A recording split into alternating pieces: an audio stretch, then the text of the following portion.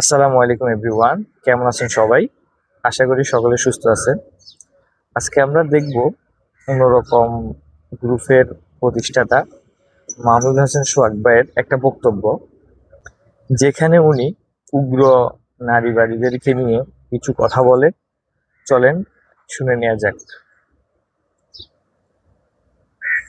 আজকের দুনিয়াতে নারীবাদ নামে, নারীর সম্মানের নামে পশ্চিমারা যে রেসিপি নিয়ে আসছে, পৃথিবীর ইতিহাসে নারীর প্রতি জুলুম এই মাত্রায় হয় নাই, পৃথিবীর ইতিহাসে কোনোদিন হয় নাই। আমাদেরকে ছোটবেলা থেকে, যেহেতু আমি জেনারেল লাইনে পড়া, ছোটবেলা থেকে ছেলে মেয়ে সমান, ছেলে মেয়ে সমান, ছেলে মেয়ে সমান, সমান সমান সমান, এই যে শব্দটা ঢুকানো হলো যে সমান, এবং এটা এমনভাবে ঢুকানো হলো কার্টুন থেকে শুরু করে প্রত্যেকটা জায়গায়। পরে গিয়ে আমরা যখন ইসলামের দিকে তাকাই বা ইসলামকে বোঝার চেষ্টা করি, আমরা এই সমান শব্দটার উল্লেখ এখানে পাই না, আমরা ন্যায্যতার কথাটা পাই। সমতা নাকি ন্যায্যতা, এই জায়গা থেকে একটা বড় রকম গন্ডগোলের মধ্যে আমরা পড়ে গেছি।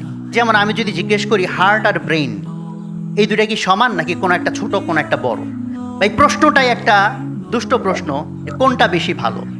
কারণ যে দুইটা জিনিস সম্পূরক, তখন যদি সেটা সমান নাকি কোনটা বড় কোনটা ছোট, এই প্রশ্নটা ইভেন করা হয়, এই প্রশ্নটা একটা দুষ্ট প্রশ্ন। আসসালামু আলাইকুম রহমতুল্লাহ। আল্লাহ তালার অসংখ্য শুক্রিয়া, যিনি মহান আরশের রব, যার কাছে পূর্ণ আত্মসমর্পণের জন্য আমরা প্রতিজ্ঞাবদ্ধ। অসংখ্য দরুদ ও সালাম নবী হযরত মুহাম্মদ সাল্লাল্লাহু আলাইহি সাল্লামের প্রতীক। আমি খুব সংকুচিত বোধ করছি এত বড় ওলামা একরাম এবং এত গুণী গুণী মানুষের সামনে আমাকে কথা বলার সুযোগ দেওয়ার জন্য। একই সাথে আল্লাহর প্রতি শুকরিয়া এবং সেই সাথে সংকুচিত বোধ করছি। খুব সংক্ষেপে আমি দু একটা কথা পেশ করতে চাই ইনশাল্লাহ।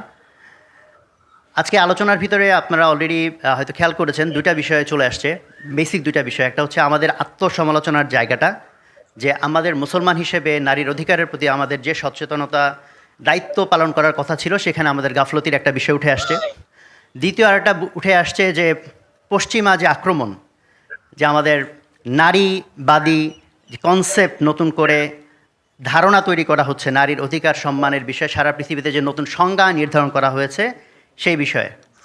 তো আমি প্রথমটা না, আমি দ্বিতীয়টার বিষয়ে একটু কথা বলতে চাই, যে নারীর অধিকার এই বিষয়ে এই যে পশ্চিমাদের যে বয়ান, এই বয়ানের যদি আমরা একটু ভিতরে তাকাই, যে আমাদেরকে ছোটোবেলা থেকে, যেহেতু আমি জেনারেল লাইনে পড়া, ছোটোবেলা থেকে ছেলে মেয়ে সমান, ছেলে মেয়ে সমান, ছেলে মেয়ে সমান, সমান সমান সমান, এই যে শব্দটা ঢুকানো হলো যে সমান, এবং এটা এমনভাবে ঢুকানো হলো কার্টুন থেকে শুরু করে প্রত্যেকটা জায়গায়, তো আমাদের জেনারেল লাইনে পড়া, আমাদের মেজরিটির মাথায় ঢুকে আছে সমান। পরে গিয়ে আমরা যখন ইসলামের দিকে তাকাই বা ইসলামকে বোঝার চেষ্টা করি, আমরা এই সমান শব্দটার উল্লেখ এখানে পাই না, আমরা ন্যায্যতার কথাটা পাই। এখানে খুব প্রাসঙ্গিকভাবে ইনসাফ শব্দটা খুবই প্রাসঙ্গিক, সেই জায়গা থেকে সমতা নাকি ন্যায্যতা, এই জায়গা থেকে একটা বড় রকম গন্ডগোলের মধ্যে আমরা পড়ে গেছি, যে সমতা নিয়ে কথা বলবো নাকি আমরা ন্যায্যতা নিয়ে কথা বলবো। তো একটা সিম্পল জিনিস হচ্ছে যে কিছু প্রশ্ন, ইভল কোয়েশ্চেন, ঝামেলা তৈরি করার জন্য তৈরি করা যায়। যেমন আমি যদি জিজ্ঞেস করি হার্ট আর ব্রেইন এই দুটা কি সমান, নাকি কোনো একটা ছোট কোনো একটা বড়, এই ঝগড়া যদি লাগানো হয়, এই ঝগড়াটা একটা ক্ষতিকারক ঝগড়া।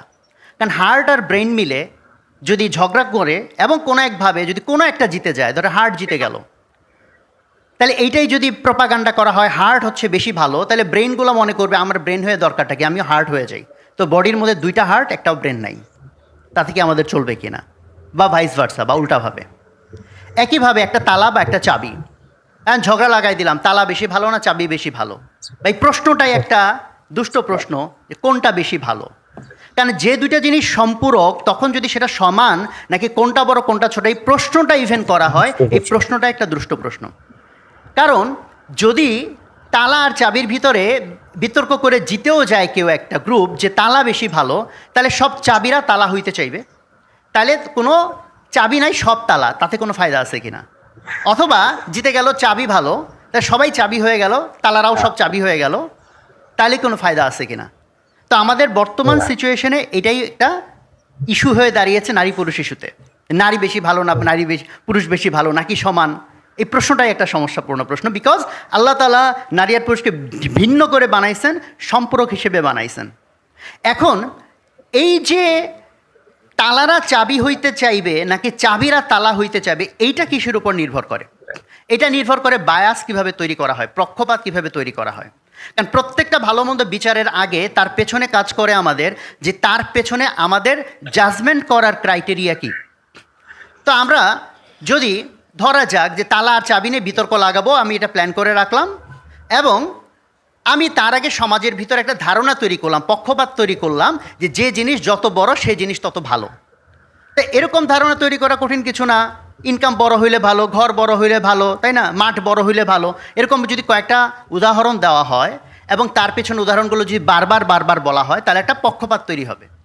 এই পক্ষপাত তৈরি করার পর আমি যদি লোকজনকে জিজ্ঞেস করি তালা বেশি ভালো না চাবি বেশি ভালো, তখন তার উত্তর দিবে তালা বেশি ভালো। কেন? তার ভিতরে আমি অলরেডি পক্ষপাত তৈরি করছি, যেটা বড় সেটা হচ্ছে ভালো। তাহলে দেখবে তালা আর চাবির মধ্যে তালা হচ্ছে বড়, এই তালা হচ্ছে ভালো। আবার যদি আমি পক্ষপাতটা তৈরি করি যে যা কিছু ছোট তা হলো ভালো, এরকম উদাহরণ হিসেবে বলা যায় ট্যাবলেট যদি ছোট হয় ভালো, মাইক্রোচিপ ছোট হলে ভালো, মোবাইল ছোট হলে ভালো। এইটাও তৈরি করা সম্ভব, ডিপেন্ড করে আমি মিডিয়া ইউজ করে কোন বায়াসিংটা তৈরি করতেছি।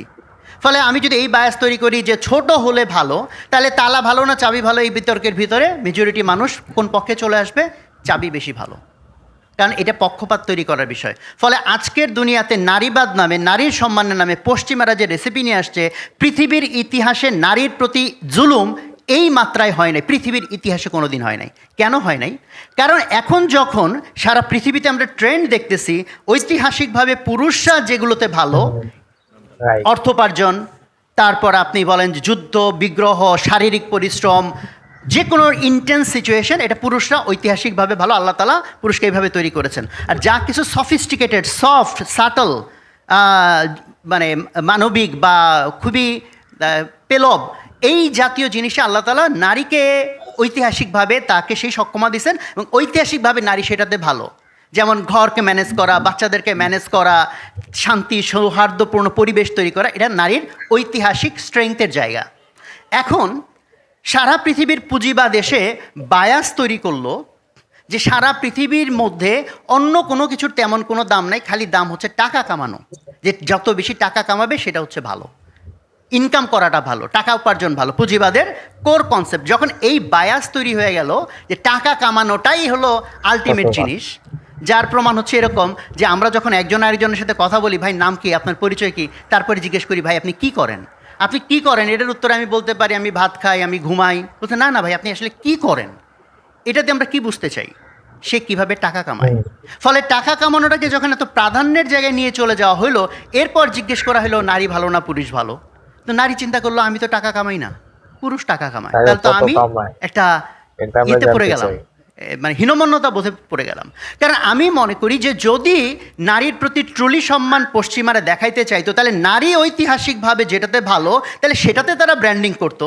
তাহলে সবচেয়ে বেশি বড় লোকের পুরস্কার দেওয়া হয়, সবচেয়ে ভালো মাকে তো পুরস্কার দেওয়া হয় না, সেটার ব্র্যান্ডিং করা হয় না। সবচেয়ে বেশি যে ভালো ঘরকন্যা করে তার পুরস্কার দেওয়া হয় না, সবচেয়ে বেশি ভালো যে বাচ্চাকে পালন করে এটাকে পুরস্কার দেওয়া হয় না, এটাকে হাইলাইট করা হয় না। হাইলাইট করা হয় শুধুকে টাকাকে বেশি কামাইলো। কাজে দুইটাই সমাজে দরকার, বাট আমি বায়াস তৈরি করছি কোনটার দিকে, যে টাকাকে কামাই। ফলে এখন নারীর মধ্যে হীনমন্যতা বোধ তৈরি হয়ে যাচ্ছে, আমি তো টাকা কামাই না। ফলে যদি পশ্চিমে বিশ্ব ট্রুলি নারীকে সম্মান করতে চাইতো, তাহলে নারী ঐতিহাসিকভাবে যেগুলোতে ভালো তাহলে সেটাকে তারা ব্র্যান্ডিং করতো। তাইলে কি হইতো? তাহলে পুরুষরা বরং নারী হইতে চাইতো। এখন হয়েছে কি, নারীরা পুরুষ হইতে চাইতেছে, ফলে এটা তার ভিতরে একটা জুলুম তৈরি হচ্ছে, কারণ তার ন্যাচারাল টেন্ডেন্সি ওইভাবে আল্লাহ সুবহানাহু ওয়া তাআলা তাকে তৈরি করে নাই। বাট তারা যদি নারীবাদী হয়ে থাকে তাহলে নারী যেটাতে ভালো সেটাকে তারা ব্র্যান্ডিং করুক, তাহলে বরং পুরুষরা বরং নারী হওয়ার চেষ্টা করতে পারে। বরং আমরা উল্টা দেখতেছি নারীবাদিতার নামে পৃথিবীর ইতিহাসে সবচেয়ে বড় জুলুম নারীদের উপর এখন চলতেছে। সোহাগ ভাই অনেক সুন্দর করে বুঝিয়ে দিয়েছেন। আমরা এই ভিডিওর মাধ্যমে বুঝলাম যে উগ্র নারীবাদিতা বিশ্বে কি পরিমাণ বিশৃঙ্খলা সৃষ্টি করতেছে, এমনকি এর মাধ্যমে ওরা নিজেরা নিজেদের উপর জুলুম করতেছে। হ্যাঁ, এই নারীবাদিতার কারণে যে ওদের যে লাভ হচ্ছে খুব বেশি তা কিন্তু না, ওরা নিজেদের উপর নিজেরাই জুলুম করতেছে। আল্লাহ ওদেরকে ওইভাবে সৃষ্টি করে নাই। ওরা যে এখন সমান অধিকার চায়, পুরুষের মতো হতে চায়, পুরুষের মতো ইনকাম করতে চায়, এতে ওরা নিজেদেরই ক্ষতি করে। দিন শেষে আলটিমেটলি ওরা নিজেদের উপর জুলুম করে। তো আজকে এ পর্যন্তই, দেখা হবে পরবর্তী কোনো ভিডিও নিয়ে। টিল দেন টেক কেয়ার, আল্লাহ হাফেজ, আসসালামু আলাইকুম।